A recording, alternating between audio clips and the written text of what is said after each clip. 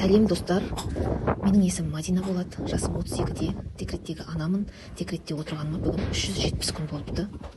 Күнделікті күндерім барлығы бір-біріне ұқсас. Енді шамалы ойымды бөлейін деп осылай блог жүргізейін деп шештім. Бұл тауықтар деген жолдасым командировкаға кетсе, телефонмен сөйлессек, бірінші балдар сұрайды, балдардан кейін тауықтар сұрайды. Тауықтар аман ба, аштан өліп қалған жоқ па деп. Бір жаққа барып, үйге кіріп келеді. Бірінші тауықтар сұрайды, тауықтар аман ба, жем су беріп тұр ма деп күлем ғой.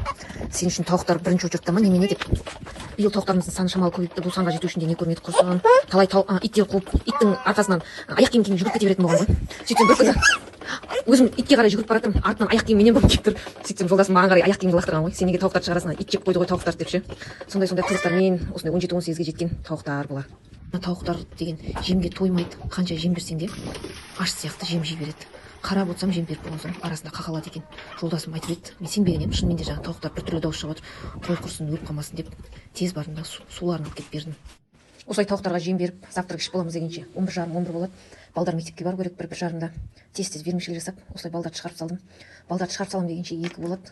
Сонымен 2-нің кезінде Нұрали ұйықтайды. Қарап отырын, холодильник іші жаман болып кетті. Не болса соны сала бергенміз, сонда шығып жатқан заттарды көріп өзім ұялып кеттім, масқара, не сала бергенбіз деп. Сонымен бүкіл затты алып ішінен жуып алдым.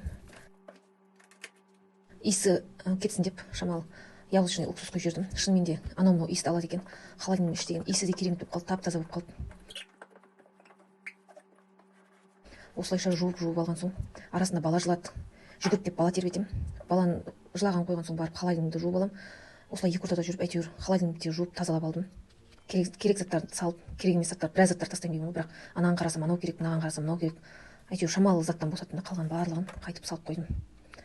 Сандықта киім тазалағанда да солай жасаймыз ғой. Бір жартысын шығарып болды, өртен тастаймын дейміз да. Бірақ сандықты тазалап қайтып тақтап, дәл сол киімдерді салып қойдым. Сол сияқты болды менде. Холодильниктен біраз зат алып шығып тастаймын деп едім. Бірақ көбі керек заттар екен, қайтып салып қойдым. Холодильник біткен соң көзім мынау столға түсті. Жаман болып кетті беті. Оны да жуып алайын деп тез оны да жудым. Жай ғана жуғанға кетпеді. Сосын пищевой соды, мен постоянно пищевой соды пайдаланамын. Жақсы кетіреді. Азелитті сүйіп жібердім. Азелит те күшті кетіреді тақтарды. Осылайша қолыма перчатка киіп тез барлығын жуып алдым. Тап-таза болып қалды, әдемі болып қалды. Әйтеуір бүгінгі жұмысым өніп жатқанына қуанып күшті болып жүрмін. Бір жер таза болып тұрса әйтеуір жұмысың өнсе күшті болып жүрсің ғой. Осы күні балам көп ұйықтады. Мамам тазалабасын холодильник деді ма, холодильник таза тұрсын деді ма, әйтеуір көп ұйықтады. Әдетте 1 сағат қана ұйықтап тұрып алатын балам 4-4:30-ға дейін ұйықтады. Біраз көмек етеді оның да ұйықтаған. Ұйықтамаса аяғыма жабысып ма, жұмыс еткізбейді. Үйде екеуміз болғанға ма, тек менің алдымда көтеріп жүр дейді, аяғыма жабысады. Әйтеуір сумен әуре болып кетемін. Ана жақ тазалап, мына жақ қарасам, мына жақ толып тұр. Холодильниктен шыққан постолар, анау обедтің постолар жуылмаған. Барлығын алып, осылай жудым. Арасында бала жылап қояды. Баланы тербетіп келемін. Осылайша барлық постамды тез жуып алдым. Өйткені балдар келеді, 5-те Бибинұр келеді, 6-та балдар сабақтан келеді. Тамақ істеу керек, бірдеңе пісіріп қою керек, олар қандар ашып келген кезде. Кухня гарнитурымызды ауыстырамыз деп жүргенімізге 2-3 жыл өтіпті.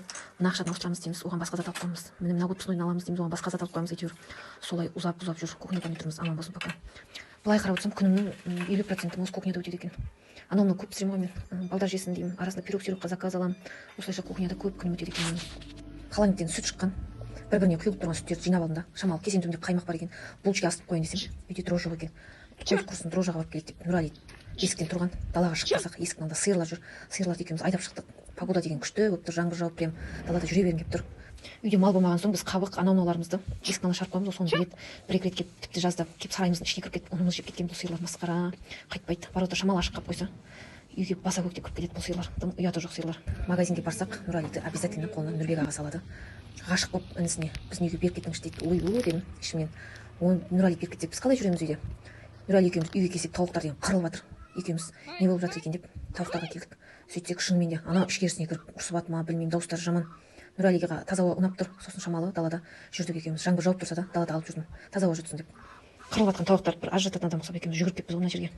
Сонымен шамалы бізден аяқ тартты ма, қойды айқайлағандар басылып. Нұрали да үйге кіргісі жоқ, қарап тұрдық екеуміз шамалы. Далада шамалы жүріп үйге кірдік сонымен. Ең холодильникте көп тұрып қалған сүт қой мынау. Ысталмаймын.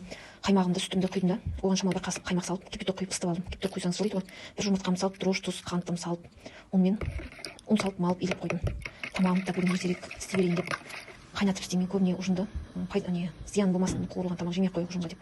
Бірақ балаларыма қайнатып істеген тамақ ұнамайды. Барынша тәтті қылып істеуге тырысамын. бүгін пысықтығын ұстап асқабақты асып қойдым. Асқабақты балдар қатты жей бермейді, бірақ қинап жегіземін. жеңдер деп 2-3 қасық. Хотя Асылжан үлкен қызым жақсы жейді, бірақ кітайларым көп жемейді. Бірақ сонда да қинап беремін. Асқабақтың өткен пайдасы көп екенін баршамыз білеміз ғой. Сонымен асқабағым пісті. Асқабақ тез піседі ғой, енді дәмін айтып жеткізе алмаймын. Пісіп тұрған асқабақтан 2-3 қасық қамырына салып жіберемін. Сол кезде қамырым сап-сары болып шығады.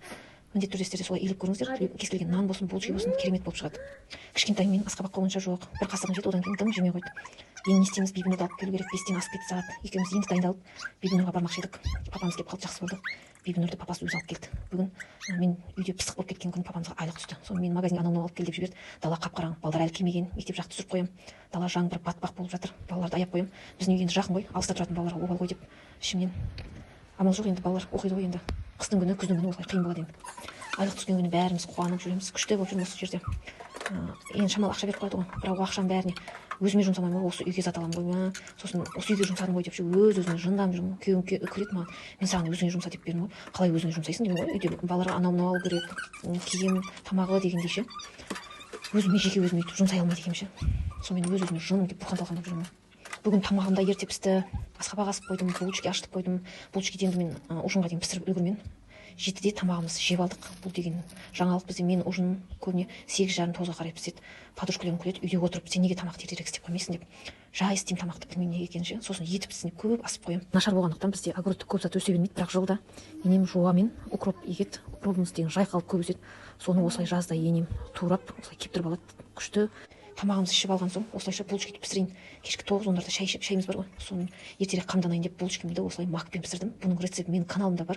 Төменге описание бөліміне ссылкасын қалдырып кететін боламын. Міндетті түрде маковый булочки жасап көріңіздер. Туған күніме өткен жылы подружкаларым осындай гүл подарок еткен ғой. Енді бабын жасай алмай жатырмын.